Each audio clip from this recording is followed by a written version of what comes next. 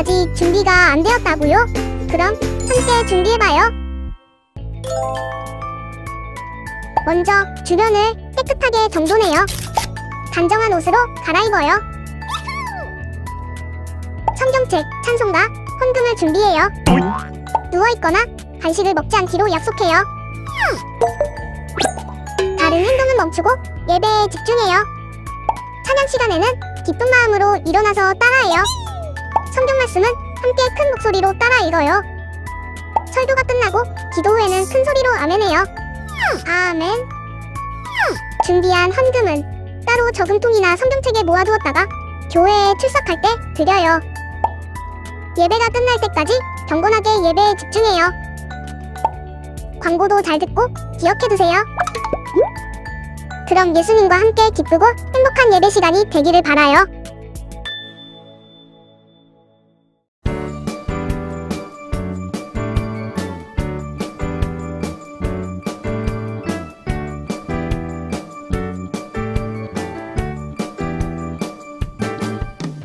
주의 자비가 내려와 내려와 주의 자비가 봄비같이 주의 자비가 내려와 나를 덮네 주의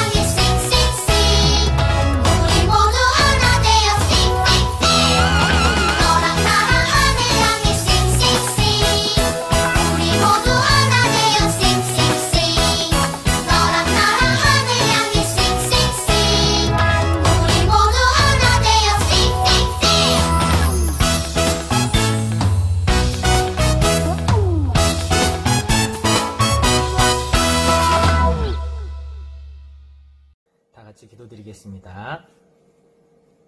사랑의 하나님, 은혜를 감사합니다. 오늘도 우리에게 거룩한 주일을 허락하여 주시고 이렇게 함께 영상으로 예배드리게 하여 주시니 감사합니다. 비록 우리가 코로나로 인하여서 교회에서 예배드리지는 못하지만 주님, 주일 이 시간에는 우리 친구들이 영상으로 예배드릴 수 있도록 우리의 몸과 마음을 주님께서 붙잡아 주시옵소서. 하나님, 지난주에는 우리가 부활의 그 예수님을 함께 묵상하였습니다. 우리의 죄를 대신 지시고 십자가에 달려 돌아가시고 3일 만에 부활하셔서 하나님, 우리에게 생명을 허락하여 주시니 너무나 감사합니다. 주님께서 우리 친구들을 이렇게 사랑하여 주시는데 하나님, 우리도 예수님을 사랑할 수 있도록 인도하여 주시옵소서. 우리 친구들 이 좋은 날씨 속에서 건강하고 안전하게 지켜주시고 우리 친구들 키와 지혜가 자라감에 따라 우리의 믿음도 자라갈 수 있도록 인도하여 주시옵소서.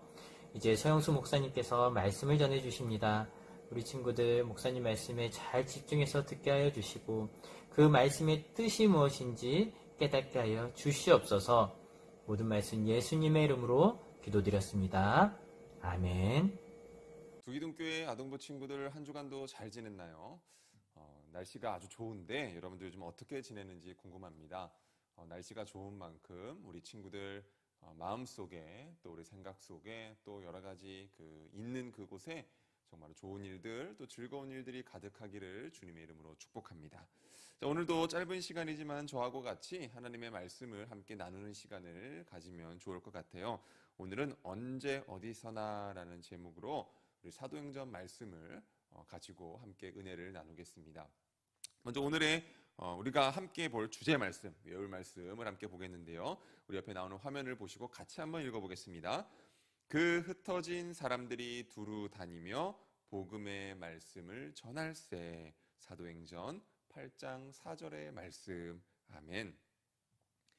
자, 여러분들 혹시 우리나라 사람은 아닌데 마리안느 그리고 마가렛이라는 수녀님에 관한 이야기를 혹시 알고 있는지 모르겠어요. 자, 옆에 나오는 우리 사진의 젊었을 때의 사진의 모습인데요. 자, 이 수녀님들이 어떤 분이신가라고 하니 우리나라 저 밑에 전라남도 고흥이라는 곳에서 이제 배를 타고 5분 정도 이제 배를 타고 들어가면 소록도라고 하는 작은 섬이 있습니다. 이 섬이 어떤 섬인가라고 하니 이 섬은 이제 일제 강점기 시절부터 해서 이제 한센병 환자, 우리가 성경에서 문둥병이라고 하는 나병이라고 하는 그 환자들을 격리하고 수용하는 시설로 사용되었던 곳이 바로 이 소록도라는 섬입니다. 이 한센병, 나병이라고 불리는 이 병이 어떤 병인가라고 하면 이제 피부가 썩는 거죠. 피부가 썩어버리고 또 신체에 손가락, 손톱이 빠지고 이렇게 신체가 변형되는 아주 무서운 병이 바로 이 병입니다. 지금은 그렇지 않지만 그 당시만 해도 이 한센병은 전염성이 매우 강한 질병이라고 여겨졌기 때문에 한센병에 걸리면 다른 사람들과 철저히 격리해서 생활을 하게 되는 그러한 모습이 있었습니다. 그래서 사람들은 이 한센병 환자들이 모여서 생활하는 이 소록도를 죽음의 땅으로 이제 생각을 하고 여기기도 했어요. 그래서 이 가족들마저, 한센병 환자의 가족들마저 이 소록도를 꺼려하는 그러한 모습이 있었다고 합니다. 이런 소록도에 우리 옆에 보이는 이 사진의 주인공들이죠. 두 명의 젊은 백인 여성들이 찾아옵니다. 바로 우리 처음에 말씀드렸던 것처럼 마리안느 그리고 마가렛이라는 수녀분들이었어요. 이분들은 오스트리아 간호학교를 나온 사람들이라고 합니다. 오스트리아 간호학교를 나오고 이제 이 소록도 병원에서 간호사를 구한다는 소식을 듣고 이 두 분이 이제 마리안느라는 우리 수녀님은 1962년 그리고 마가렛은 1966년에 소록도에 이제 도착을 합니다. 이 두 분들이 마음을 다해서 환자들을 돌봤어요. 그러니까 환자들이 이제 오히려 이제 말리는 거죠. 약을 꼼꼼히 바르기 위해서 이제 장갑도 끼지 않고 이제 맨손으로 약을 바르면 오히려 이제 환자들이 이러면 안 됩니다라고 말릴 정도로 정말로 열심을 다해서 마음을 다해서 환자들을 돌봤다고 해요. 시간이 날 때마다 죽을 쓰고 또 과자도 구워서 마을을 돌며 나눠주기도 하면서 환자들을 돌보았습니다. 그러니까 마을 사람들이 이 수녀님들의 그 모습을 보고 크게 감동을 하게 됐고 사랑으로 섬기는 이 두 수녀를 엄마라고 이제 부르게 되었다고 합니다. 20대, 그러니까 그 30이라는 나이 되기 전 그 젊은 나이에 낯선 땅을 찾은 이 두 사람은 무려 40년이라는 시간을 넘게 고향에 가지도 않고 오스트리아에 돌아가지도 않고 수천 명의 환자들을 돌봅니다. 그리고 세월이 흘러서 할머니가 되어 이제 몸이 불편해지자 소록도 사람들에게 이제 불편을 주기 싫어서 자기들의 몸이 거동도 불편해지고 나이가 들어서 오히려 짐이 될까봐 고국으로 이제 돌아갑니다라는 편지를 남기고 조용히 이제 다시 고국으로 떠났다고 해요. 마리안느와 마가렛 두 수녀님은 소록도의 아름다운 천사로 오랫동안 기억이 될 것입니다. 자, 많은 사람에게 감동을 주는 이야기고 감동을 주는 그러한 사건이죠. 그래서 이 두 수녀님의 이야기가 영화로도 만들어지기도 했고 또 이 두 분이 노벨 평화상을 받아야 한다라고 그 운동을 펼치는 사람들도 있다고 합니다. 저희 아동부 친구들, 이 두 수녀님들이 멀리 떨어진 낯선 땅에 찾아온 이유가 무엇이었을까요? 수녀로서 또 간호사로서 연약한 사람들을 섬기며 사랑을 실천하기 위해서였죠.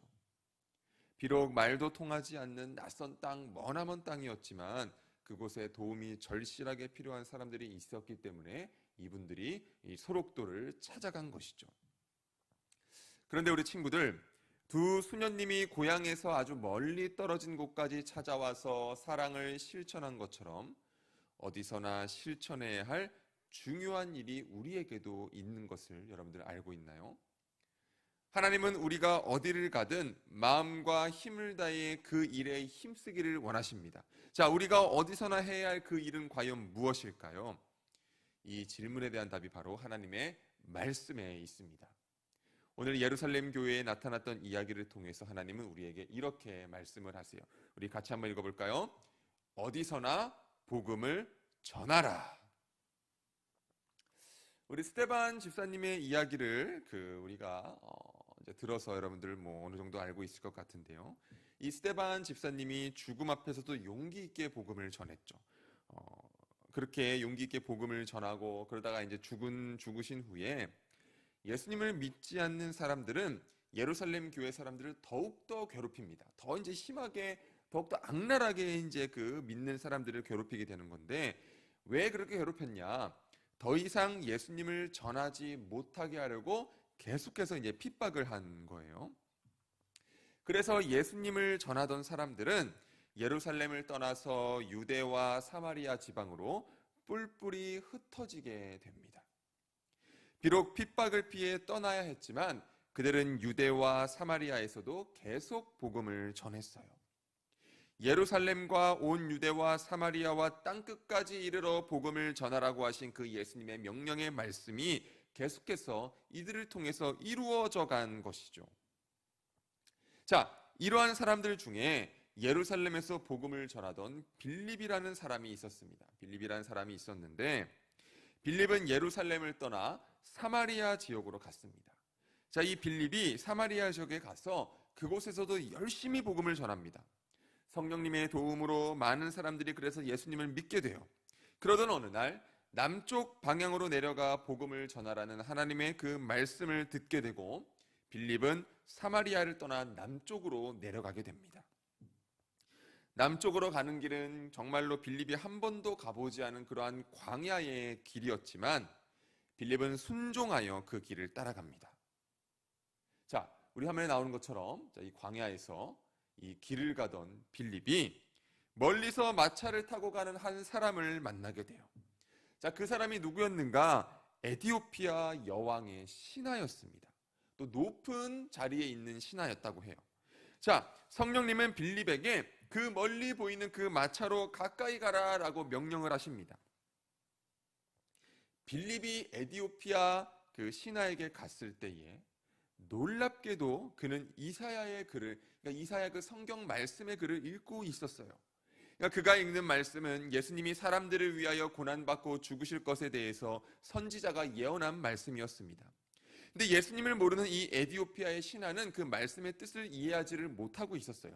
그러니까 빌립이 그렇게 말씀을 이해하지 못하고 있는 그 신하의 마차에 타서 그에게 말씀을 가르쳐주며 예수 그리스도를 통한 구원의 기쁜 소식, 복음을 전합니다. 그렇게 복음을 전하자 신하는 빌립이 전한 그 복음을 받아들이고 예수님을 믿게 됩니다. 또 그리고 바로 그 자리에서 세례를 받게 됩니다. 그리고 기뻐하면서 에디오피아로 돌아갔다고 해요.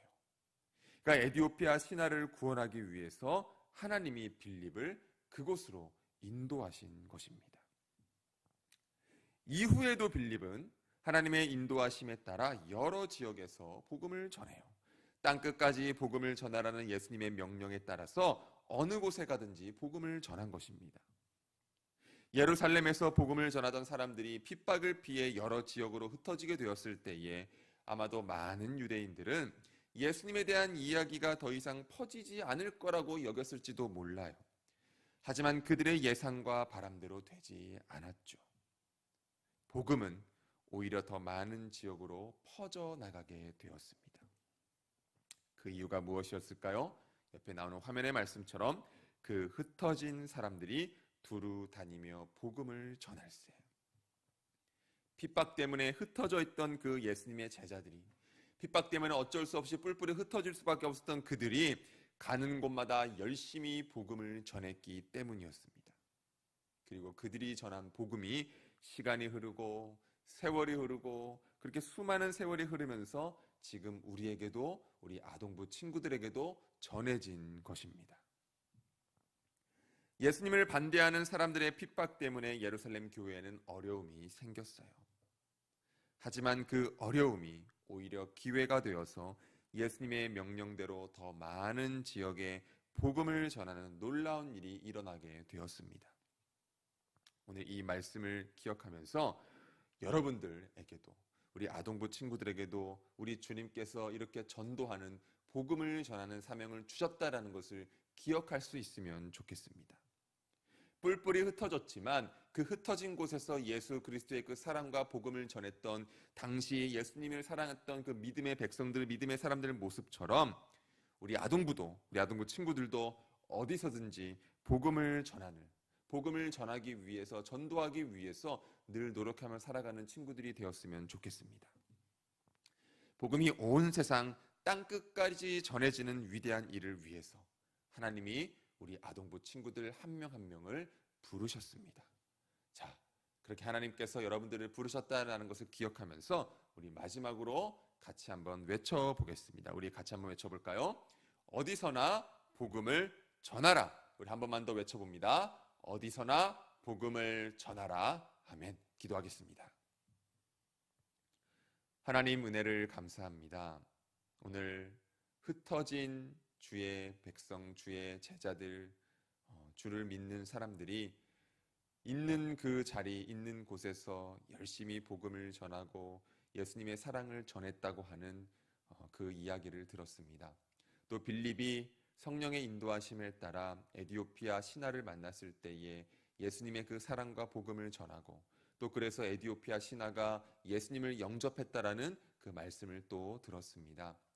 오늘 들은 그 말씀을 기억하면서 우리 아동부도 우리가 어디에 있든지 누구와 있든지 예수님의 그 사랑을 전하고 그 복음을 전하고 그렇게 전도자로서 살아갈 수 있는 우리 아동부가 될 수 있도록 하나님 인도하여 주옵소서. 그렇게 살아가는 데 필요할 수 있는 힘과 지혜와 능력을 우리 친구들에게 더하여 주시고, 무엇보다 건강함으로 우리 친구들과 늘 하나님 함께하여 주옵소서. 예수님의 이름으로 감사하며 기도드립니다. 아멘. 제가 축도하겠습니다. 이제는 우리 주 예수 그리스도의 은혜와 하나님 아버지의 크신 사랑과 성령 하나님의 감화 감동 위로 내주 교통하심이 오늘 말씀을 듣고 나도 전도자로 살겠습니다, 나도 복음을 전하는 일에 열심으로 노력하겠습니다 라고 생각하고 다짐하며 나아가는 사랑하는 우리 아동부 친구들 머리 위에 이제부터 영원토록 함께 하시기를 간절히 축원하옵나이다.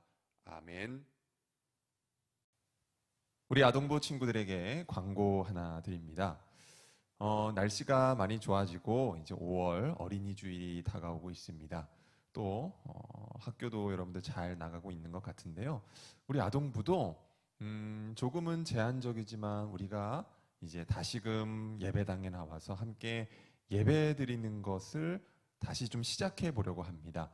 우리 1학년부터 6학년 모든 친구들이 하루에 함께 모여서 예배 드리면 너무나 좋겠지만 아직까지는 우리가 그러기에는 조금은 어려움이 있기 때문에 우리가 1학년부터 3학년을 유년부로 4학년부터 6학년을 초등부로 해서 이렇게 격주로 한 주씩 교회에 와서 함께 예배를 드려볼까 합니다. 그래서 오늘 11일 주일부터가 아니고 다음 주가 되겠죠. 18일 주일부터 해서 특별한 어떤 더 큰 제한이 생기지 않으면 우리가 18일 주일에는 1학년부터 3학년 친구들, 즉 유년부 친구들, 그 다음 25일 주일에는 4학년부터 6학년 친구들, 초등부 친구들이 교회에 와서 우리 아동부에 와서 함께 예배드리면 좋겠다라는 생각을 하고 있습니다. 자, 여러분들 잘 아시겠죠? 18일 주일에는 1학년부터 3학년, 25일에는 4학년부터 6학년 친구들이 교회 아동부실로 오면 우리가 같이 예배 드릴 수 있을 것 같습니다. 마스크 잘 쓰고 손 소독 잘하고 또 열나는 친구들은 오지 마시고요. 우리 건강에 또 염려가 있는 친구들도 마음에 아직 조금 불안함이 있다라고 하는 친구들은 억지로 오지 않으셔도 됩니다. 오셔서 우리가 지킬 것을 지키며 거리두기 하고 예배 드릴 거니까요. 여러분들 잘 기억하시다가 1학년부터 3학년은 18일, 4학년부터 6학년은 25일 이렇게 해서 함께 우리가 다시금 모여서 제한적이지만 대면 예배로 우리 아동부가 예배 드려볼까 합니다. 여러분들 잘 기억하시고 여러분들의 마음 가운데에 평안한 마음으로 우리 만나는 그날까지 건강하게 지내다가 만나기를 바랍니다. 자, 그러면 여러분들 잘 기억해 주시고 우리 만나는 그날까지 여러분 안녕. 진짜 하나님을 알지 못해서